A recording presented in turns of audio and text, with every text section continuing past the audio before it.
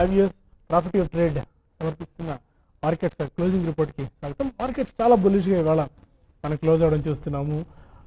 రోజుకు record నమోదవుతుంది stock మార్కెట్స్లో. Sensex and Nifty ఇవాళ మరొకసారి రికార్డుల మీద రికార్డులు క్రియేట్ చేసే Sensex first time 30,000 mark above ఇవాళ క్లోజ్ అవ్వడం మనం చూస్తున్నాము. దీనికి సందర్భంగా ఈ మార్క్ని లేకుంటే దీన్ని సెలబ్రేట్ చేసుకునేందుకు ఇవాళ బాంబే స్టాక్ ఎక్స్చేంజ్ బయట ఓల్డ్ డైరెక్టర్స్ అండ్ ఓల్డ్ సభ్యులందరూ కలిసి 30 కేజీల కేక్ కట్ చేసి మరీ తమ ఆనందాన్ని ఇలా సెలబ్రేట్ చేసుకున్నారు. చాలా సంబరాల్లో మునిగి తేలిన పరిస్థితి మనం చూస్తున్నాము. బీఎస్సీ ఆఫీస్ బయట ఫస్ట్ టైం 30,000 మార్క్ పైన సెన్సెక్స్ ట్రేడ్ అవడంతో పాటు 30,000 పైన క్లోజ్ అయింది. బట్ ఇనిషియల్గా ఒక పాయింట్ ఆఫ్ టైంలో అంటే 150, 220 ఆ టైంలో ఒక 20-25 minutes markets sudden sell of లాంటిది మనం చూసాం. అనుకోకుండా మేబీ ఇవాళ మార్కెట్స్ నెగిటివ్లో క్లోజ్ అవ్వచ్చా అన్నంత ప్యానిక్ సిచ్యువేషన్ కనిపించింది. బట్ అనూహ్యంగా ఎవరు ఎక్స్పెక్ట్ చేయనట్టుగా అదే స్థాయిలో రీబౌండ్ కూడా అయింది. ఒక దశలో నిఫ్టీ ఆల్మోస్ట్ -1, -2 పాయింట్ స్థాయికి దిగి వచ్చింది. 9,301 పాయింట్ల కనిష్ట స్థాయికి కూడా పడి వచ్చింది. అటు 9,367 ఆర్డ్ లెవెల్స్ అంటే 60-65 పాయింట్స్ దగ్గర క్రాక్ అవ్వడం జస్ట్ హాఫ్ అన్ అవర్ టైంలో మళ్ళీ అదే స్థాయిలో 40-50 పాయింట్స్ దాకా కవర్ అవ్వడము.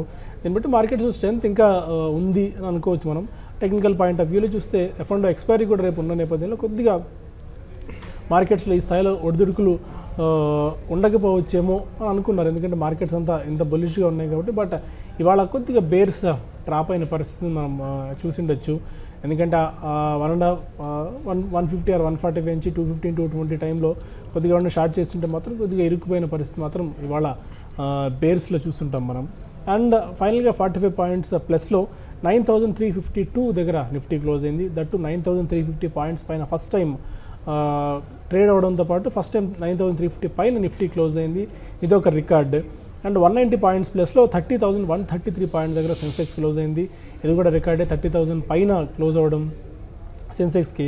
ఇక సెక్టార్ పాయింట్ ఆఫ్ వ్యూ ఒకసారి చూస్తే మనం ఐటీ, మీడియా, ఫార్మా, రియాలిటీ ఈ స్టాక్స్లో ఈ సెక్టార్స్లో సెల్లింగ్ వచ్చింది. కానీ అక్రాస్ ద బోర్డ్ అన్ని రంగాల షేర్లు ఇవాళ ఆపడ్డాయి. బ్యాంకింగ్ ఒకటి బాగా దోహదపడింది. బ్యాంకింగ్, ఎఫ్ఎంసీజీ, మనకి auto, financial services, private banks, metals రంగ షేర్స్లో కొనుగోళ్ల మద్దతు బాగా వచ్చింది. అండ్ బ్యాంక్ నిఫ్టీ కూడా ఇవాళ ఒక దశలో 21,814 పాయింట్ల కనిష్ట స్థాయికి పడిపోయింది. 22,000 బిలో. మళ్ళీ అదే స్థాయిలో రీబౌండ్ అయ్యి 22,243 దగ్గర మనం క్లోజ్ అవ్వడం చూస్తున్నాం. అంటే ఆల్మోస్ట్ మనకి 200-400 పాయింట్స్ దాకా రికవరీ మనకు కనిపించింది. చాలా స్ట్రాంగ్ రికవరీ మనం చూసాం బ్యాంక్ నిఫ్టీ అండ్ నిఫ్టీలో.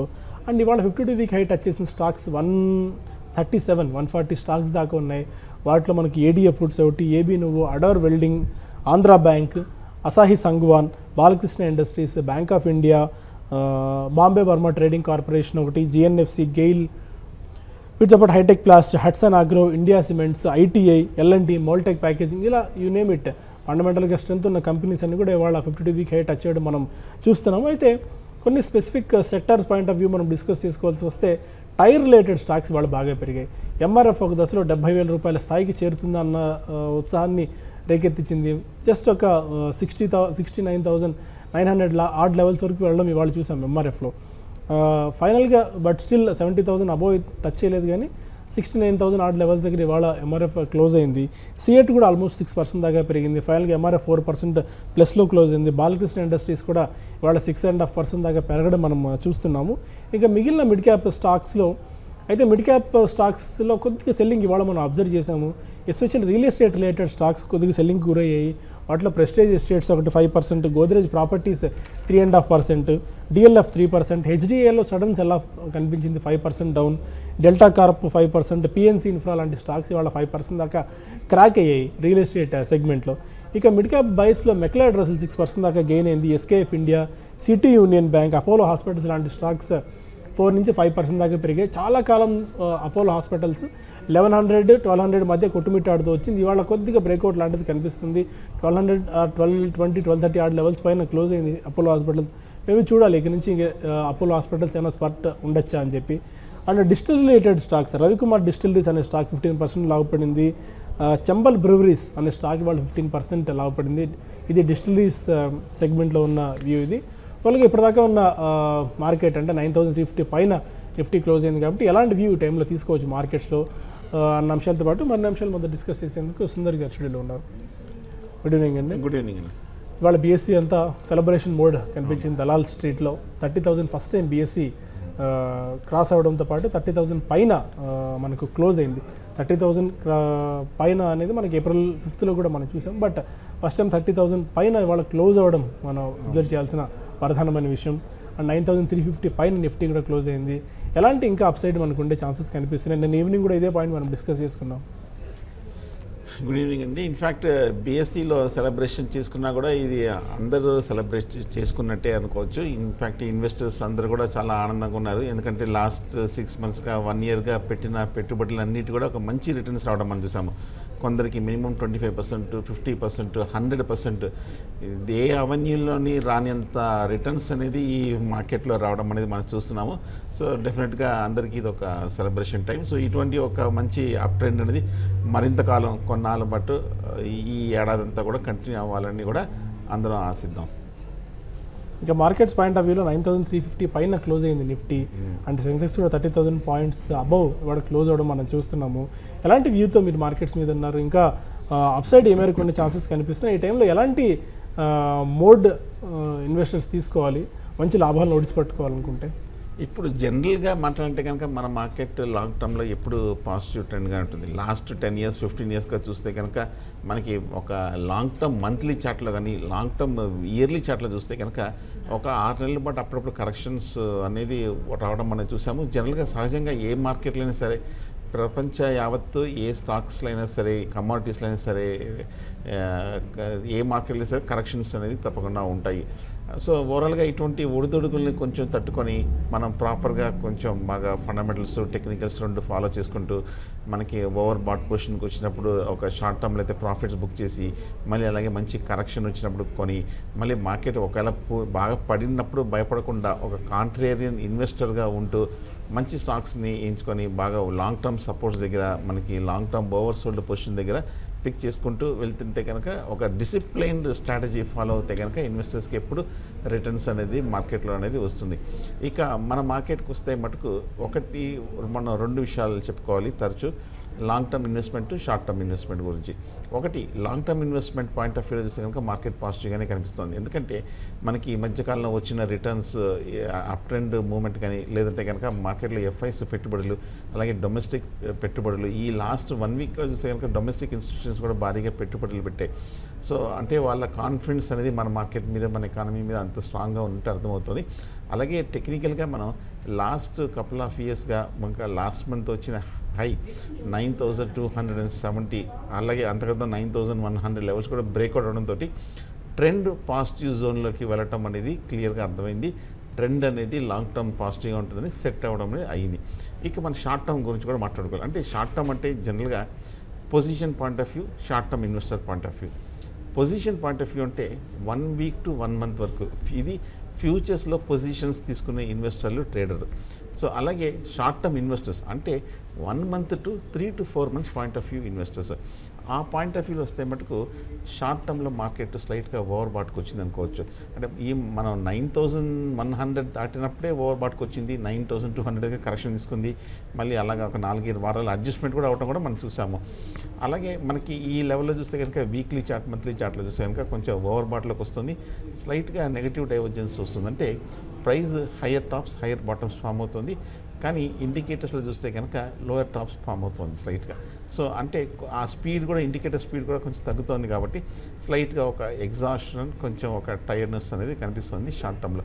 ఆ షార్ట్ టర్మ్లో ఒక చిన్న ఒక 1 week to 1 month point of view ఒక స్వల్ప కరెక్షన్ అనేది ఎప్పటికైనా వచ్చే అవకాశాలు కనిపిస్తుంది. సో కాబట్టి మన ఇన్వెస్టర్స్ అందరూ కూడా మంచి స్టాక్స్ ఎంచుకున్నారు కాబట్టి వాళ్ళు ఇటువంటి షార్ట్ టర్మ్ మూమెంట్స్ని పెద్దగా పట్టించుకోకర్లేదు. సో కాబట్టి లాంగ్ టర్మ్ ఇన్వెస్టర్ అయితే కనుక స్టే ఇన్వెస్ట్ చేయండి. కానీ కొంచెం మార్కెట్ ఎప్పుడైతే కనుక ఒక సైన్స్ ఆఫ్ ట్రెండ్ రివర్సల్ కనిపిస్తే కనుక, మార్కెట్ ఎప్పుడైతే కనుక కొంచెం కరెక్షన్ వస్తుంది అన్న సూచనలు బట్టి కనిపిస్తే వాళ్ళు ప్రాఫిట్ బుక్ చేయడం కూడా మర్చిపోకూడదు.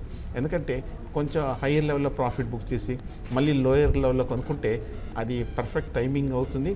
Compounding effect of return of investments effect కూడా చాలా స్ట్రాంగ్గా వస్తుంది పాజిటివ్గా. సో కాబట్టి కొంచెం ఇన్వెస్ట్ చేసుకుంటూ వెళ్ళండి. రివర్సల్ కనిపిస్తే కనుక ప్రాఫిట్ బుక్ చేసుకుంటూ మళ్ళీ డిప్లో కొనడం అనేది చేయడం అనేది కూడా మంచి స్ట్రాటజీ. అండ్ ఇవాళ 50-week హై టచ్ చేసిన స్టాక్స్ ఇంతకుముందు డిస్కస్ చేసుకున్నాం. 130 ఆల్మోస్ట్ 140 స్టాక్స్ దాకా ఉన్నాయి. వాటిలో మంచి ఫండమెంటల్స్ ఉన్న స్టాక్స్ ఉన్నాయి. మనం పదే ఎందుకు మంచి ఫండమెంటల్స్ అని పదే చెప్తున్నాం అంటే, ఇంతకుముందు కొంతమంది కాలర్స్ కూడా మోజర్ బేర్ లాంటి స్టాక్స్, కొన్ని స్టాక్స్ మనం డిస్కస్ చేయడం చూస్తున్నాం. ఎందుకంటే ఎస్ఐపీలు అటువంటి స్టాక్స్ కొనుక్కోవచ్చా, కొన్నామంటే ఈ పాటికే లాస్ట్లో ఉంది మార్కెట్ ఇంత పెరిగినా అని చెప్పి.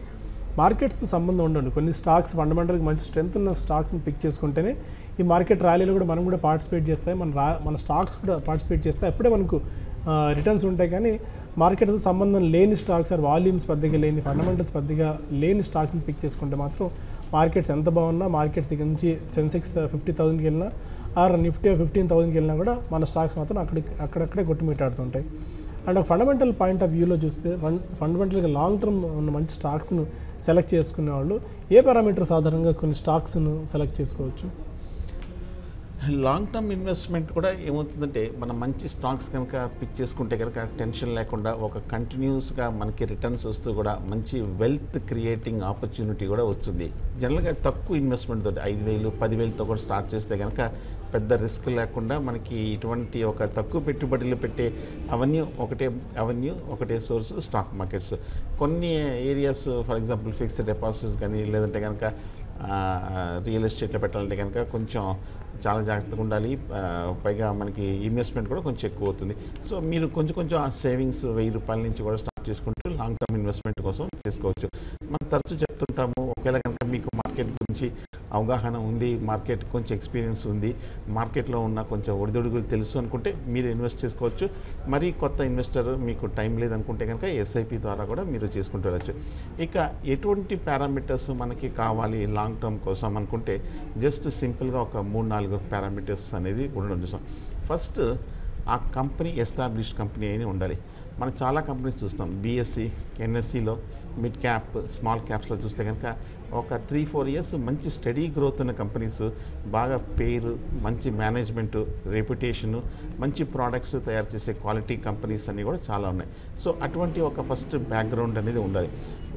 ఇంకొకటి మనకి జనరల్గా ఈక్విటీ ఎంత తక్కువ ఉంటే అంత మంచిది. ఎందుకంటే ఈక్విటీ తక్కువ ఉన్నప్పుడు ఆ స్టాక్ షేర్స్ యొక్క ఫ్లోటింగ్ స్టాక్ అంటే క్యాపిటల్ మార్కెట్లో, సెకండరీ మార్కెట్లో ట్రేడ్ అవుతున్న స్టాక్స్ తక్కువగా ఉన్నప్పుడు ఏమవుతుందంటే, ఏదైనా పాజిటివ్ న్యూస్ వచ్చినప్పుడు, సడన్గా బయింగ్ వచ్చినప్పుడు, డిమాండ్ ఎక్కువగా ఉన్నప్పుడు మనకి సప్లై తక్కువ అవుతుంది. అప్పుడు ప్రైజెస్ కూడా బాగా పెడతాయి. పూర్తిగా ఒక ఎకనామిక్ ప్రిన్సిపల్ బేసిస్ మీద డిమాండ్ ఎక్సెస్గా ఉన్నప్పుడు ప్రైస్ అనేది పెరగటం అనుస్తాం. అలాగే ఈ మధ్యకాలంలో చూస్తే కనుక కొంచెం మరీ లేటెస్ట్ లాస్ట్ 10 years చూస్తే కనుక ఇంకొక major third and major critical parameter ఈక్విటీకి డెట్. సో డెట్ ఎంత తక్కువగా ఉంటే, కొన్ని కంపెనీస్కి అయితే ఆల్మోస్ట్ 0 డెట్ కూడా ఉండడం కూడా మనం చూస్తున్నాం. సో అటువంటి కంపెనీస్కి ఏమవుతుందంటే, ఫైనాన్సింగ్ అంతా కూడా వాళ్ళకి ఇంట్రెస్ట్ ద్వారా లాస్ అవటమో, లేదంటే కనుక డెట్ ప్రెషర్ లేకపోవడంతో ఉండడంతో చాలా పాజిటివ్గా ఉంటుంది. అప్పుడు ఏమవుతుందంటే వాళ్ళ ఫైనాన్సింగ్ అంతా కూడా త్రూ ఈక్విటీ వస్తుంది. కాబట్టి అది డెఫినెట్గా అదొక స్టాక్ ఇన్వెస్టర్స్ కూడా మంచి సో ఇది ఇష్యూ కూడా. సో కాబట్టి తక్కువ ఈక్విటీ ఉన్నది కంపెనీ. సో ఇక మనకి ఒక 2-3 రేషియోస్ తెలుసుకుంటే డెఫినెట్గా ఇన్వెస్టర్స్కి ఈ 2-3 రేషియోస్ ఫాలో చేసుకుంటే చాలా ఈజీ అవుతుంది. ఒకటి, దానికి ముందు మీరు ఏం చేయాలంటే, బిఎస్సిలో కానీ ఎన్ఎస్సిలో కానీ మిడ్ క్యాప్ స్టాక్స్ ఉంటాయి. కొన్ని 200, కొన్ని 300, కొన్ని 500 ప్రైవేట్ స్టేట్స్లో కూడా వెబ్సైట్స్లో కూడా మనకు అవైలబుల్ ఫండమెంటల్గా మంచి కంపెనీస్ ఏమి ఉన్నాయండి. సో వాటిల్లో మీరు ఫస్ట్ P/E రేషియో ఒకటి చూసుకోండి అండి. ప్రైస్ బై ఈపీఎస్, P/E అంటారు. అది ఇండస్ట్రీ P/Eతో పోల్చుకోండి. ఒకవేళ కనుక ఆ కంపెనీ P/E రేషియో కనుక తక్కువ ఉందంటే, లెస్ దెన్ 10 ఉందంటే కనుక, ముఖ్యంగా ఇండస్ట్రీ సెక్టర్ P/Eతో పోలిస్తే చాలా తక్కువగా ఉందంటే అండర్ ప్రైస్డ్గా అనుకోవచ్చు. అటువంటి స్టాక్స్ ఏమవుతుందంటే బాగా పెరిగే అవకాశాలు కనిపిస్తుంది. అలాగే P/E, price to book value, so అది కూడా బాగా స్ట్రాంగ్గా ఉందంటే కనుక అవి కూడా పెరిగే అవకాశాలు కనిపిస్తుంది. అలాగే డెట్ ఈక్విటీ కూడా, ఇందాక చెప్పినట్టు డెట్ ఈక్విటీ రేషియో కూడా చాలా ఇంపార్టెంట్. ఈ 3 ఒకసారి సింపుల్ పారామీటర్సే ప్రతి వెబ్సైట్లోనూ ఉన్నాయి. మీరే నేర్చుకుంటే కూడా ఇంకా బాగా మైండ్లో కూడా ఉంటుంది. కాబట్టి సో ఈ 3 పారామీటర్స్ నేర్చుకుంటే కనుక మీకు స్టాక్ పికింగ్ అనేది చాలా ఈజీ. ఇక ఏ కంపెనీస్ అంటారా, ఇందాక చెప్పినట్టు ప్రతి సైట్లోనూ ఉన్నాయి. మంచి ఎన్ఎస్సిలో కూడా చూస్తే కనుక మంచి మిడ్ క్యాప్, స్మాల్ క్యాప్ అన్ని లిస్టు అవైలబుల్. సో అది ఒకసారి ప్రింట్అవుట్ తీసి పెట్టుకుంటే కూడా మీకు మంచి ఫలితం అనేది మీకు వస్తుంది. అలాగే నా ఉద్దేశం అయితే మటుకు, apart from fundamentals, technical analysis కూడా చాలా ఇంపార్టెంట్. చాలామందికి ఏమనుకుంటారంటే టెక్నికల్స్ అంటే ఫండమెంటల్స్కి సంబంధం లేనిది, ఫండమెంటల్స్ చూడరు, సో ఫండమెంటల్స్కి అసలు ఏమాత్రం కనెక్షన్ లేనిది టెక్నికల్స్కి ఉంటారు. అది పొరపాటు. అది టెక్నికల్ అనలిస్టులు అందరూ కూడా వాళ్ళు పెన్నీ స్టాక్స్ మీద లేదంటే మరి సబ్స్టాండర్డ్ స్టాక్స్ మీద చూడరు. వాళ్ళు ఆల్రెడీ ఫండమెంటల్గా ఏవైతే మంచిగా ఉన్నాయో ఏ గ్రూప్ స్టాక్ మీద కానీ ఇందాక చెప్పినట్టు mid cap small cap stocks ఉన్నాయో వాటి మీదే టెక్నికల్ అనాలిసిస్ చేస్తారు. అంటే technical analysis also includes fundamentals. So రెండు కలిపి ఒక మంచి మోడల్ అవుతుంది. ఎందుకంటే వారన్ బఫెట్ గారు కూడా అన్నారు, ఏ స్టాక్ తీసుకున్నారనే దానికన్నా ఏ ప్రైస్లో తీసుకున్నారనేది మోస్ట్ ఇంపార్టెంట్. అంటే మీరు ఇచ్చే ఏ కమాడిటీకైనా సరే ఆ వాల్యూ ఉండాలి, ఆ ఫేర్ ప్రైస్ అనేది ఉండాలి, అంటే కరెక్ట్ ప్రైస్ అనేది ఒకటి ఉండాలనేది కూడా వారన్ బఫెట్ గారు చెప్పారు. కాబట్టి టెక్నికల్ అనాలిసిస్ అంటే మీకు ఏ రేట్లో కొనాలి అని చెప్తుంది. సో కాబట్టి టెక్నికల్స్ కూడా ఒక స్ట్రాంగ్ పారామీటర్. సో నేను చూసింది ఏంటంటే ఎవరైతే బాగా లో ప్రైస్లో కొనుక్కున్నారో ఆ టైమింగ్ అడ్వాంటేజ్ ఎవరికైతే ఉందో వాళ్ళకి బాగా హైయెస్ట్ రిటర్న్ వస్తుంది. ఇప్పుడు సపోజ్ ఈ లాస్ట్ పొద్దున్న చూస్తే కనుక 100 నుంచి 200 రూపీస్ వరకు కొన్ని స్టాక్స్ పెరిగాయి. 180లో కొనుక్కున్నాము, ఈ లెవెల్లో ఏం చేయొచ్చు అని అడుగుతున్నారు. కొంచెం హై ఫండమెంటల్గా మంచివైనా కూడా గ్రోత్ అప్రిసియేషన్ ఉన్నప్పటికీ హై ప్రైస్లో కొన్నారు కాబట్టి కొంచెం స్లోగా ఉంటుంది. అదే కరెక్ట్గా సపోర్ట్ దగ్గర 100 రూపాయల దగ్గర తీసుకుంటే అసలు అటువంటి స్టాక్స్ గురించి పూర్తిగా లాంగ్ టర్మ్ కోసం మర్చిపోవచ్చు. సో కాబట్టి ఫండమెంటల్స్ టెక్నికల్స్ రెండు చూసుకోవడం అనేది మోస్ట్ ఇంపార్టెంట్ లాంగ్ టర్మ్ ఇన్వెస్టర్స్కి. సో ఫండమెంటల్స్ అండ్ టెక్నికల్స్ ఏవి ఇంపార్టెన్స్, దేని ఇంపార్టెన్స్ దేనికి అనేది చెప్పారు. మీకు ఇన్ డీటెయిల్గా తెలుసుకోవాలంటే మాత్రం ప్రాఫిట్ యువర్ ట్రేడ్ మనం రెగ్యులర్గా నిర్వహిస్తున్న వర్క్షాప్స్కి హాజరవ్వండి. మళ్ళీ రీసెంట్గా బెంగళూరులో మనం May 6th and 7th technical and fundamental 2 workshops conduct చేస్తున్నాము. రిజిస్ట్రేషన్స్ కోసం ప్రాఫిట్ యువర్ ట్రేడ్ చూడండి. అక్కడ మీకు ఇంకా ఇన్డెప్త్గా టెక్నికల్గా ఫండమెంటల్గా ఏ పారామీటర్స్ ఆధారంగా మనం స్టాక్స్ పిక్ చేసుకోవచ్చు, వెల్త్ క్రియేటింగ్ ఐడియాస్ని మీరు అక్కడ తెలుసుకునే ప్రయత్నం చేయొచ్చు. అండ్ ఇవాళ కొద్దిగా వీక్గా ట్రేడ్ అయిన స్టాక్స్లో మనకి అదాని ఎంటర్ప్రైజ్, అదాని గ్రూప్ స్టాక్స్లో huge selling and sudden sell of మనకు కనిపించింది. అదాని ఎంటర్ప్రైజ్ ఇవాళ 20% దాకా క్రాక్ అయింది, 119.70 దగ్గర క్లోజ్ అయింది. అదాని ట్రాన్స్మిషన్ 6% దాకా నష్టపోయి 79.75 దగ్గర క్లోజ్ అయింది. ఇంతకుముందు రియల్ ఎస్టేట్ స్టాక్స్లో కూడా సెల్లింగ్ వచ్చింది. ప్రెస్టేజ్ ఎస్టేట్స్ 5.5-6% దాకా పడింది. Hathway cable 4.5%, HPCL, Gujarat state Petronet, HDIL, delta Corp, Edelweiss కూడా చాలా కాలం తర్వాత మళ్ళీ నెగిటివ్గా రియాక్ట్ అయింది. 4% డౌన్తో 171 దగ్గర క్లోజ్ అయింది. Ratan India power, GMR infra, DLF, Shriram transport finance, Bharti infratel, Biocon లాంటి స్టాక్స్ అని కూడా ఇవాళ 3.5 నుంచి 4% దాకా క్రాక్ అవ్వడం మనం చూస్తున్నాము. అండ్ మిడ్ అండ్ స్మాల్ క్యాప్స్లో ఎలాంటి సెల్లింగ్ వచ్చిందో కూడా ఈ సెగ్మెంట్లో ఒకసారి చూద్దాం మనం.